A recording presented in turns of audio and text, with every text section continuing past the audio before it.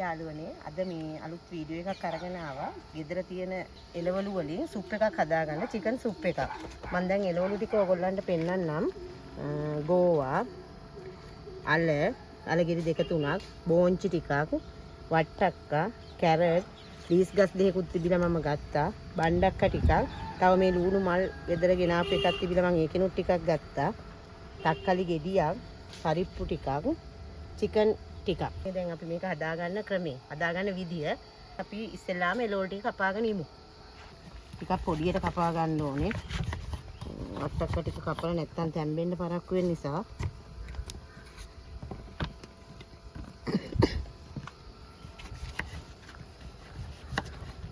වට්ටක්ක ටික කපුවා.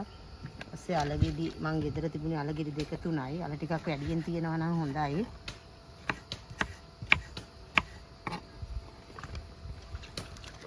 ඊපස්සේ ගෝවා කොළ දෙක තුනකුත් අපි අර ගන්නවා.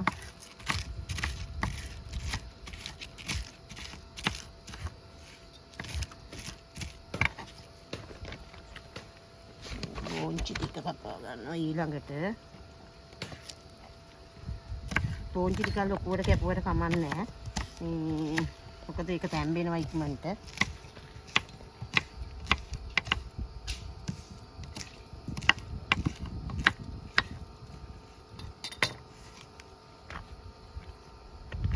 ඊට පස්සේ අපි මේ කෑලි ටික ලොකුවට ගමු.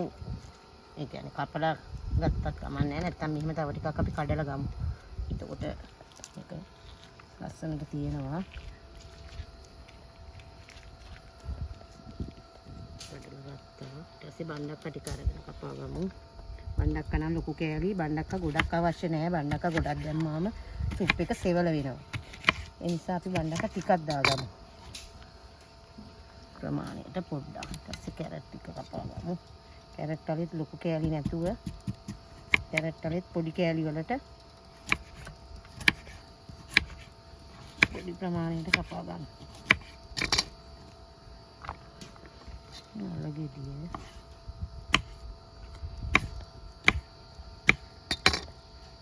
මේකට අපි රසකාරක මුකුත් දාන්නේ නැහැ. නිකන් මේ අපි ගෙදර කන්න නිසා නිකන් එළවලු වලින්ම කම්බලා පරිප්පු ටික දාලා ගත්තාම රසයි.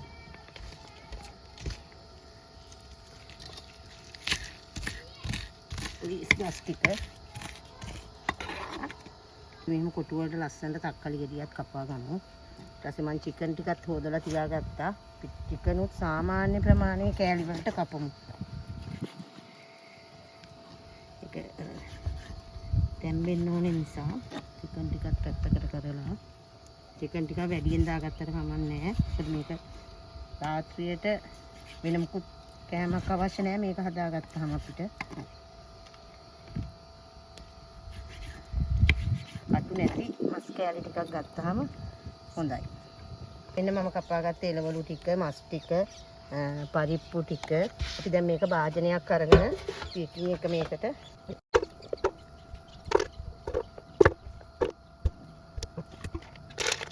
ඊළඟට අපි චිකන් ටිකත් මේකට දාගන්නවා. ඊට පස්සේ මැගි එකක් තියෙනවා නම් ඕනම මැගි වර්ගයක් දාන්න පුළුවන්. අපි ඒකත් මේකට දාගමු. ටිකක් පොඩියට කඩලා දාගෙන ඊට පස්සේ පරිප්පු අපි දැන් අවශ්‍ය මේ පහේ ටික දාගමු. මේකට අවශ්‍ය වෙන්නේ 3-5 කුඩු ටිකක්. ගොඩක්ම නෑ, ටිකක් වෙන්න දාමු 3-5. ගම්බිලිස් කුඩු නම් ටිකක් වැඩියෙන් දැම්මට කමක් නෑ. මොකද මේ මස් තියෙන නිසා ගම්බිලිස් කුඩු. ඊට පස්සේ ලුණු ටිකක් දාගන්න ඕනේ. මේ අර මැගි එක ගෙදර තියෙනවා නම් විතරක් දැම්මට කමක් නෑ. පෙලක් අය එහෙම කන්න කැමති නෑනේ. ඒක නිසා මේ මැගි අවශ්‍යම නෑ. මං අර ගෙදර තිබිච්ච නිසායි මැගි එක දැම්මේ. ඊළඟට අපි මේකට වතුර ටික දාගමු. වතුර ගොඩක් දාන්න එපා. එළවලු වලත් වතුර තියෙන නිසා අර එළවලු ටික වැහෙන්න ප්‍රමාණයට වතුර දැම්මහම ඇති. ඊට පස්සේ අපි මේක මෙහෙම කලවම් කරලා මේක දැන් අපි ලිපෙන් තියාගමු. දැන් මේක හදාගෙන ඉවරයි. අපි අවශ්‍ය ප්‍රමාණයට වතුර දාගත්තා. දැන් ලිපට තියමු අපි මේක.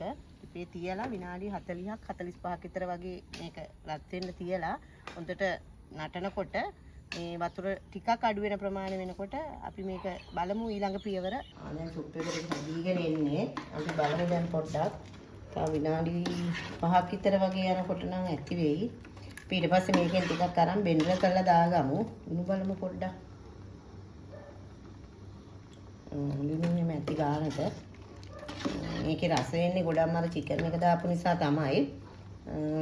අපි බලමු ටිකක් බෙන්ඩර් කරලා මේකට දාලා උපු ගතිය ගන්න. මේ සුප් එක හරි ගිහිල්ලා තියෙන්නේ. ලිප ඕෆ් කරලා භාජනයකට ටිකක් දාගෙන හොඳට කුවට තියෙනවා.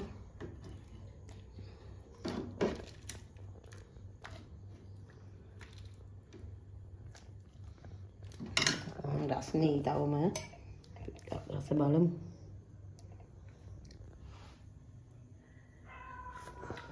අතරම රසයි. මේකේ මේ රසකාරක මුකුත්ම නැහැ. එළවලු විතරයි, එළවලුයි චිකනුයි විතරයි. ඇත්තටම රසයි. එහෙනම් අදට සුප් එකෙන් නවතින්නම්. ඊළඟට ආයෙත් වීඩියෝ එකක් අරගෙන එන්නම් ඔයගොල්ලෝ හමු වෙන්න.